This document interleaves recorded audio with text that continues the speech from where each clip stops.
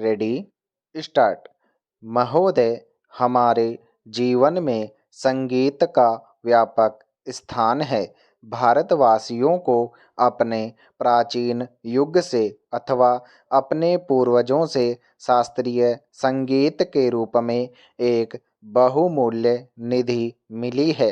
हमारे पूर्वजों की दृष्टि में संगीत का ध्येय आध्यात्मिक साधना था और उन्होंने संगीत का इसी आदर्श के अनुकूल विकास किया। हम कह सकते हैं कि हमारे देश में यह कला पूर्णता के शिखर पर पहुंच चुकी थी। संगीत के ध्येय के संबंध में आज हमारे विचार चाहें कुछ भी हों, यह सभी स्वीकार करेंगे कि इसमें सामंजस्य की ओर ले जाने वाली और व्यक्त जगत से ऐक्य का आभास कराने वाली शक्ति निहित है। संगीत के वातावरण में ही नहीं, बल्कि श्रोताओं और गायकों के मन में भी सामंजस्य की उत्पत्ति होती है। संगीत के उच्च ध्येय और व्यापक प्रभाव के कारण ही प्राचीन काल में भारतवासियों ने संगीत को जनसाधारण के सामाजिक तथा सांस्कृतिक जीवन में ऊंचा स्थान दिया था।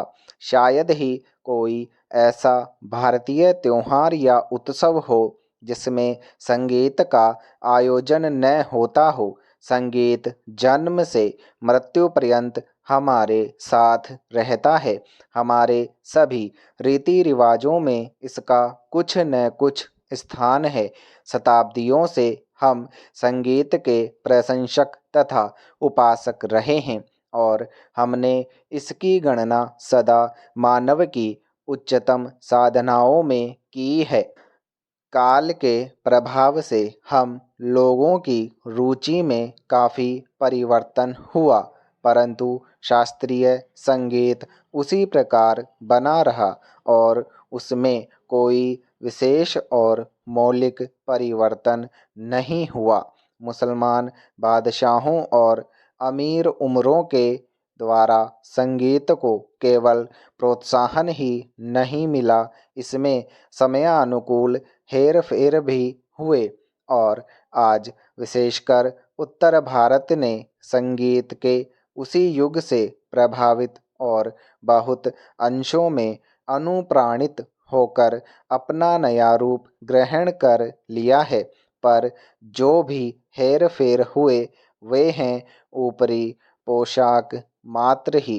भारतीय संगीत शरीर और आत्मा से अभी भी वही प्राचीन शास्त्रीय संगीत बना हुआ है।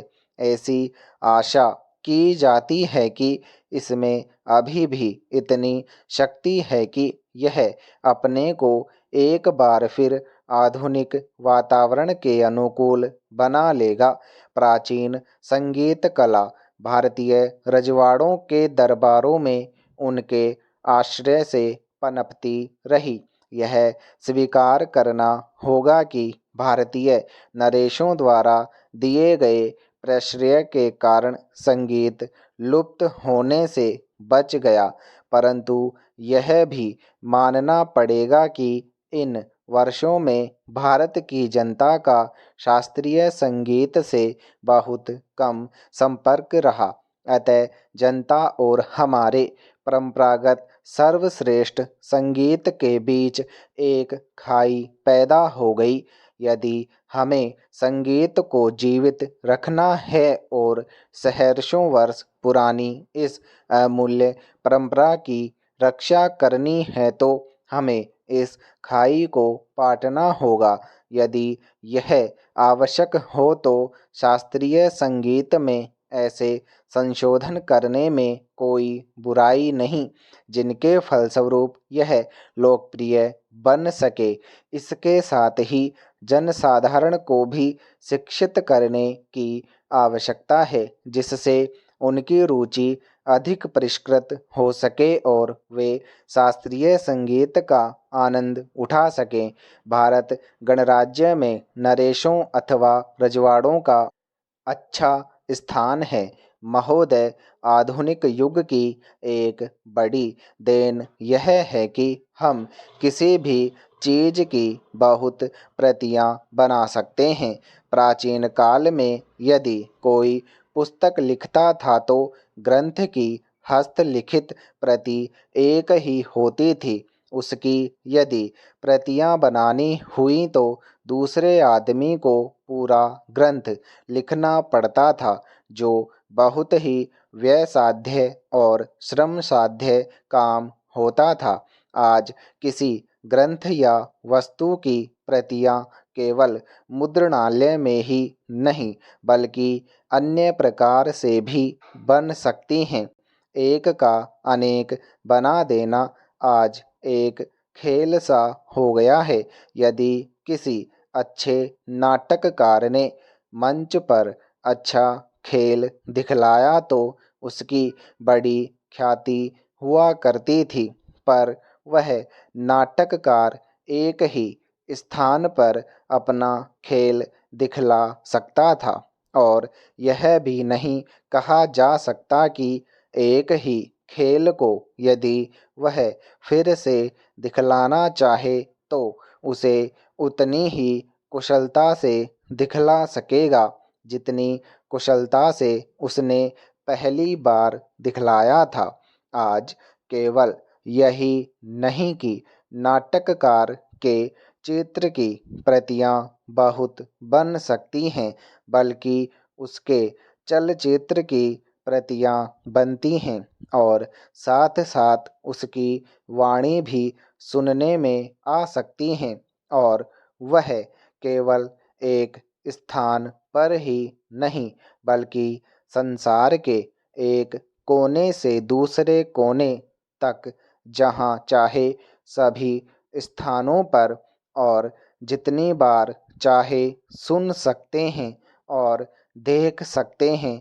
इसी का नाम साधारणतः फिल्म हो गया है।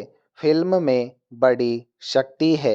यदि अच्छे पात्र, अच्छे कथानक और अच्छा आदर्श दिखलाया जाए तो उसका प्रभाव बहुत ही अच्छा पड़ता है, जैसे किसी भी अच्छे नाटक का। पर वहाँ भी यदि कथानक दूषित हो, पात्र चरित्रवान न हो और गतिविधि उनकी ऐसी हो जो समाज अथवा व्यक्ति को ऊपर उठाने के बदले नीचे ले जाने वाली हो, तो उसका प्रभाव उतना ही बुरा पड़ता है। नाटक तो एक आदमी एक स्थान पर करके उसका भला या बुरा प्रभाव वहाँ बैठे हुए लोगों पर ही डाल सकता है। दूर दूर के लोगों तक उसका प्रभाव नहीं पहुँच सकता, पर फिल्मों में भला या बुरा करने की शक्ति कई गुनी अधिक हो जाती है।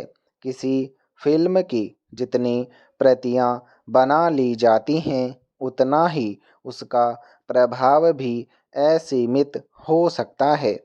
इसलिए यह आवश्यक हो गया है कि जिस चीज़ में इतनी शक्ति हो, उसका उपयोग इस प्रकार से किया जाए कि उससे अच्छे से अच्छा फल मिले और उसमें किसी प्रकार की बुराई न आने पाए। आज सिनेमा का उपयोग 3 कामों में होता है: शिक्षा, मन बहलाव और प्रचार। ये तीनों काम जीवन में महत्वपूर्ण हैं। सिनेमा का उपयोग शिक्षा के काम में जितना बढ़ेगा उतना ही हो सकता है, पर शर्त यह है कि कथानक शिक्षाप्रद हो और जो पद्धति अपनाई जाए वह ऐसी हो जिसके द्वारा शिक्षार्थियों को सच्ची शिक्षा मिल सके। जब मैं शिक्षा शब्द का उपयोग करता हूँ तो मेरे ध्यान में केवल बच्चों की ही शिक्षा नहीं है। स्टॉप।